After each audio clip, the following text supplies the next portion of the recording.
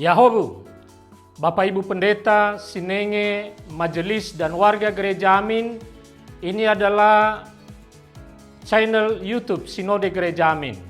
Karena itu, bagi yang mencintai Gereja Amin, tontonlah, subscribe, like, dan bagikan. Gereja Amin yang tangguh, mandiri, dan peduli. Tuhan Yesus memberkati.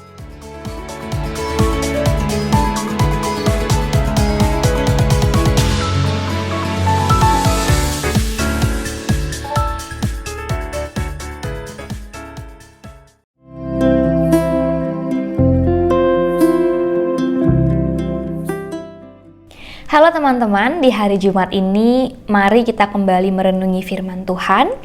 Tema kita pada hari ini adalah hati dan mulut, yang perenungannya diambil dari Roma 10 ayat 4-15. Sebelum kita merenungi firman Tuhan lebih dalam, mari kita berdoa. Sungguh kami bersyukur ya Bapa saat Engkau boleh kembali menyapa setiap kami, dan kiranya hati kami terbuka untuk disapa oleh firman Tuhan, sehingga kehidupan kami semakin diperlengkapi untuk menjadi anak-anak Tuhan yang taat dan juga benar di hadapan-Mu. Terimalah permohonan kami ya Tuhan, di dalam Kristus kami berdoa. Amin. Teman-teman, aku akan membacakan satu ayat dari perenungan firman Tuhan pada hari ini, yaitu dari Roma 10 ayat 10 yang berkata demikian. Sebab dengan hati orang percaya sehingga dibenarkan, dan dengan mulut orang mengaku sehingga diselamatkan. Dietrich Bonhoeffer hidup pada masa pemerintahan Nazi di Jerman. Sebagai seorang Kristen yang teguh, ia percaya bahwa iman bukan hanya soal percaya di dalam hati, tetapi juga harus diungkapkan melalui tindakan. Ketika Hitler dan Nazi menindas kelompok-kelompok tertentu dan menyebarkan ideologi yang bertentangan dengan ajaran Kristus, Bonhoeffer secara terbuka menentangnya dan menyatakan bahwa tindakan mereka bertentangan dengan kehendak Allah. Ia terlibat dalam gerakan bawah tanah melawan Hitler. Karena tindakan dan pengakuannya, ia ditangkap dan dieksekusi pada tahun 1945, hanya beberapa minggu sebelum Perang Dunia II berakhir. Iman Bonhoeffer yang mendalam kepada Kristus membawanya pada tindakan pembenaran di hadapan Allah. Dia tidak hanya percaya di dalam hati, tetapi juga mengaku dan bertindak sesuai dengan imannya. Kali ini, Paulus menekankan dua aspek penting dalam keselamatan, yaitu iman dalam hati dan pengakuan dengan mulut. Paulus menegaskan bahwa kepercayaan kepada Yesus Kristus sebagai Tuhan dan Juru Selamat dimulai dari hati. Iman sejati berasal dari dalam, bukan hanya pengetahuan intelektual, tetapi kepercayaan yang tulus dan mendalam.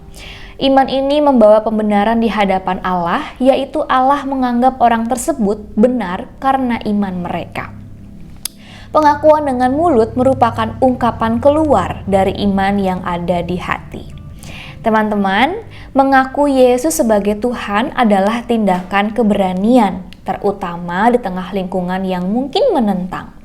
Pengakuan ini bukan sekedar formalitas, melainkan wujud nyata dari iman di dalam hati.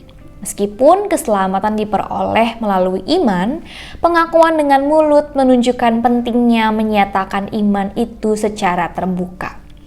Untuk itu mintalah hikmat dari Tuhan untuk bisa melakukannya. Teman-teman, semoga perenungan ini boleh semakin membantu kita untuk dapat beriman dan juga bertindak secara tepat di hadapan Tuhan dan sesama kita, dan menjadikan kita sebagai orang-orang yang berani mengungkapkan kepercayaan kita. Mari kita berdoa.